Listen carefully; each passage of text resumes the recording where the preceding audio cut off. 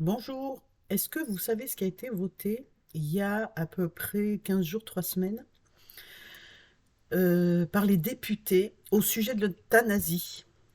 Et ce qui est étrange, enfin c'est pas étrange hein, parce qu'on sait, les médias n'en parlent pas, parce que de toute façon s'ils en parlent, les gens le sauront et ils feront ce qu'il faut pour pas que ça arrive. Je vous explique. Alors, le premier point, c'est que 48 heures, c'est le délai qu'il faudra pour confirmer sa demande de mort, et ce délai pourrait être réduit. Ça veut dire que si vous êtes dans un lit d'hôpital et que vous demandez à mourir, eh bien, on va vous tuer en 48 heures.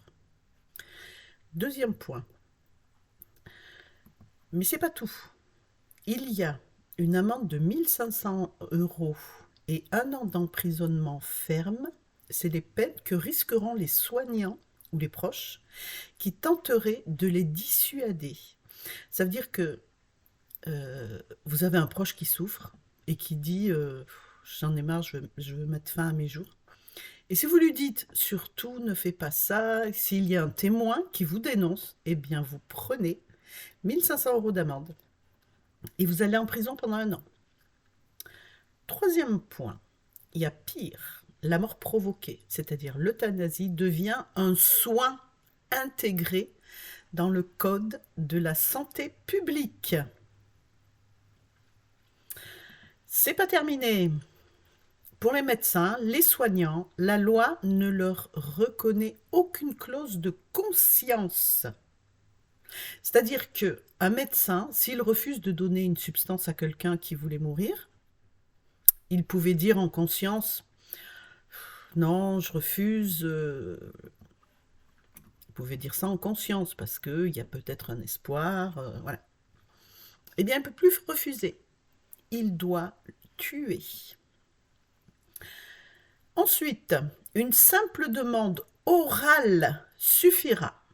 Pas de demande écrite, pas de signature, pas de témoin. Par exemple, la personne qui est dans son lit d'hôpital et qui souffre et qui dit je veux mourir parce qu'elle a mal, hein, simplement, eh bien ça suffira pour le tuer. Et l'avis du second médecin pourra être donné à distance et sera pas contraignant. C'est-à-dire que si le médecin à distance dit, si vous demandez un deuxième avis à un autre médecin, et si le deuxième médecin qui est à distance dit non, moi je ne veux pas, je ne suis pas d'accord pour lui donner la mort, eh bien celui qui est près du patient pourra quand même le tuer. Écoutez bien, l'injection létale, c'est-à-dire l'injection qui tue, pourra avoir lieu à domicile, à l'hôpital, à l'EHPAD et partout ailleurs, sans restriction. Vous savez que Jacques Attali l'avait dit, hein, il disait « on va exterminer les inutiles ». Je continue. Une décision solidaire, c'est-à-dire le médecin pourra décider seul de donner la mort, donc de vous tuer sans procédure collégiale ni contre-pouvoir.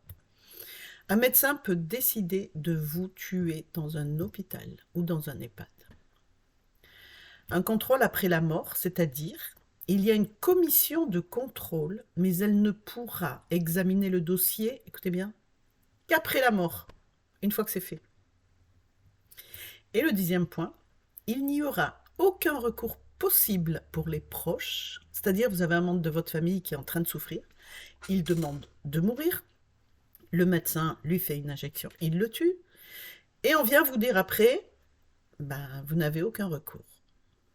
Ils sont encore protégés. Alors là, par contre, il y a quelque chose à faire. C'est quelque chose qui se passe devant un notaire. Ça s'appelle un mandat de protection future. Qu'est-ce que c'est? Alors, un mandat de protection future, c'est d'avoir un acte notarié que vous faites devant un notaire. Ça vous coûte 125 €, mais vous êtes en sécurité.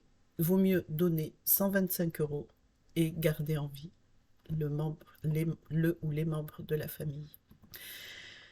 Alors, c'est un acte par lequel la personne va dire que si elle se trouve sur un lit d'hôpital, si elle souffre et si elle n'est pas en état de se prononcer elle-même, ou si elle se prononce sous l'effet de la douleur, cet acte notarié dit qu'il faudra passer par la famille ou par un membre de la famille. C'est quand on fait cet acte, ce mandat de protection future, et quand votre proche rentre à l'hôpital, vous demandez à voir le médecin, vous lui informez, vous lui délivrez même une copie de cet acte notarié, vous lui envoyez une copie et il le signe, et il signe le récépissé. Et là, le médecin va réfléchir, parce qu'il verra en face de lui des personnes qui connaissent leurs droits. Donc, il va s'abstenir. Et là, vous êtes tranquille. Voilà. Mais je vous dis à bientôt.